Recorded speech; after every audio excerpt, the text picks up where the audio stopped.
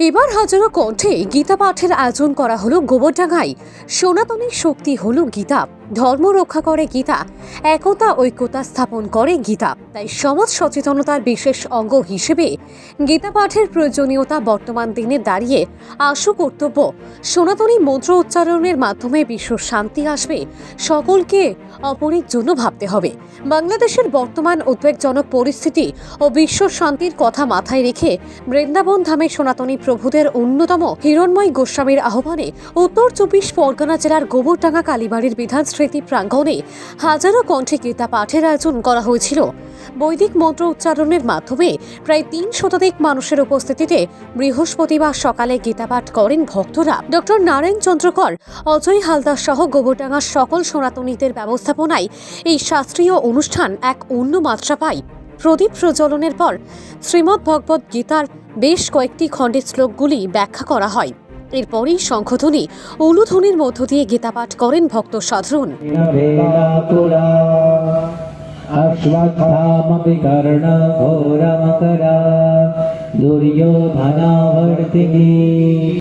আসলে আমরা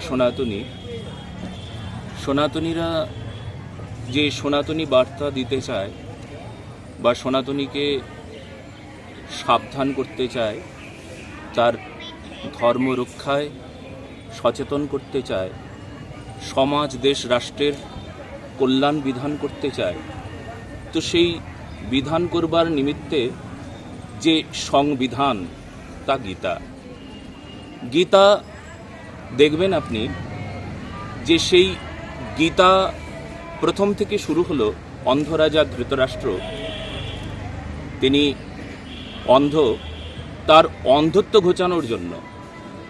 অন্ধ রাজা ধৃতরাষ্ট্র আসলে এটি একটা চরিত্র, যে চরিত্রটি আমাদের সমাজেও রয়েছে।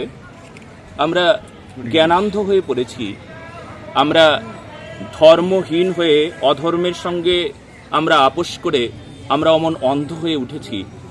আমরা আমাদের সচেতনতা আমরা লাভ করতে পারি নাই যে আমরা কে, আমাদের কি করণীয়, আমাদের কি করা উচিত। আমি এই পশ্চিমবঙ্গের মাটি থেকে বলতে চাই যে আজ পর্যন্ত সনাতনীরা এমন কথা কখনো বলে নাই যে পথে যে অন্য কোনো সম্প্রদায় হাটাও, মুসলিম হাটাও বা খ্রিস্টান হাটাও। আমি একদম জোর গলায় বলতে পারবো, ইতিহাস সাক্ষী, আজ পর্যন্ত পশ্চিমবঙ্গের মাটিতে দাঁড়িয়ে কেউ অমনভাবে স্লোগান করে রাস্তায় মিছিল করে বলে নাই যে মুসলমান হাটাও, খ্রিস্টান হাটাও, বৌদ্ধিস্ট হাটাও। কিন্তু আমরা এমন উদাহরণ পেয়েছি মেদিনীপুর জেলায়, পূর্ব মেদিনীপুরে এমন উদাহরণ পেয়েছি যেখানে হিন্দু হাটাও শব্দ আমরা পেয়েছি। আসলে আমরা বড় অসহায় হয়ে পড়েছি, তবুও আমরা আমাদের শক্তি আমাদের গীতায়, আমাদের ঐক্য স্থাপন করে গীতায়, ধর্ম রক্ষা করে গীতায়, আমাদের সমাজ চেতনাকে জাগিয়ে তোলে আমাদের গীতায়, আমাদের একতা ঐক্যতা স্থাপন করে আমাদের গীতায়। তাই আমরা গীতা পাঠে, আমরা যেখানেই যাই সেখানে আমরা গীতা পাঠের ব্যবস্থা করি। সমাজ সচেতনতার বিশেষ অঙ্গ গীতা, তাই আমরা এই গীতা পাঠের এই সুব্যবস্থা করেছি। দেখুন, এখন আমাদের ওই একটাই শব্দ যে আমাদের এক হতে হবে। আমরা পূর্বে জোট ছিলাম না বলেই এত সমস্যা ছিল। জোটের একটা বল, একটা শক্তি। বর্তমানে বাংলাদেশের যে পরিস্থিতি, সেই পরিস্থিতি এই ভয়াবহ হবার পেছনে একটাই কারণ ছিল। আজ পর্যন্ত সেই কারণটা আমি সবার সামনে তুলে ধরতে চাই যে আমরা হিন্দু, আমরা সনাতনী, আমাদের সেই শক্তি, আমাদের সেই সামর্থ্য যে আমাদের হৃদয়ে আছে, আমাদের এক হতে হবে। সম্প্রদায়ে এত দ্বন্দ্ব, আমরা হিন্দুরা, কিন্তু আমরা নিজেরাই নিজেদের দ্বন্দ্ব করি, নিজেরাই নিজেদের সঙ্গে ঝগড়া বিবাদ করি। যেই ঝগড়া বিবাদের জন্য কি হচ্ছে না, আমাদের সংগঠন, আমাদের সবাই আমরা এক হব, এক হয়ে থাকব, সেটা পূর্বে হয় নাই।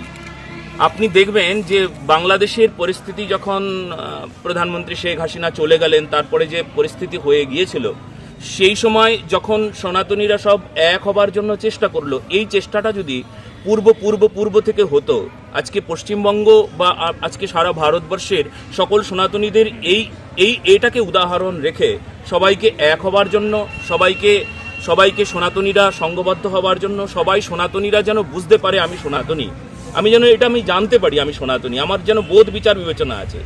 আমরা তো সেকুলার হয়ে গিয়েছি, আমরা বড় এটা দুর্ভাগ্য আমাদের। আমরা নিজেকে মনে করি, এখানে দেখুন কালকে 25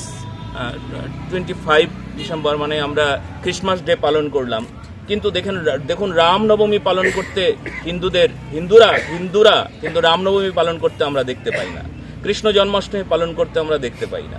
আমরা তাদেরকে দেখতে পাই না যে ভগবান চৈতন্য মহাপ্রভুর আবির্ভাব তিথিতে তারা উদযাপন করলো, তারা আনন্দ উৎসব করলো, সেটা দেখতে পাই না। সারা রাত জেগে আমরা কেক কাটতে দেখতে পাই, কিন্তু ভগবান কৃষ্ণের জন্মাষ্টমীতে নিশি জাগরণ আমরা দেখতে পাই না।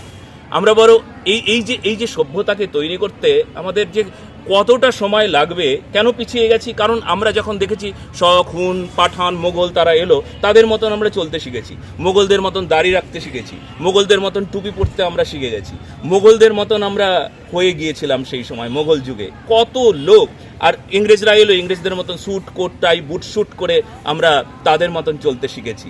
আজকে আমাদের যে আমরা সনাতনী, আমাদের কি করণীয়, আমাদের কিভাবে চলা উচিত, আমাদের সংস্কার কি, আমাদের সংস্কৃতি কি, আমাদের গ্রন্থ কি, আমাদের গ্রন্থ যে আমাদের হৃদয় গ্রন্থি খুলে যায়, এটা বাংলাদেশে প্রচার বা সারা পৃথিবীতে এমনভাবে প্রচার করতে হবে।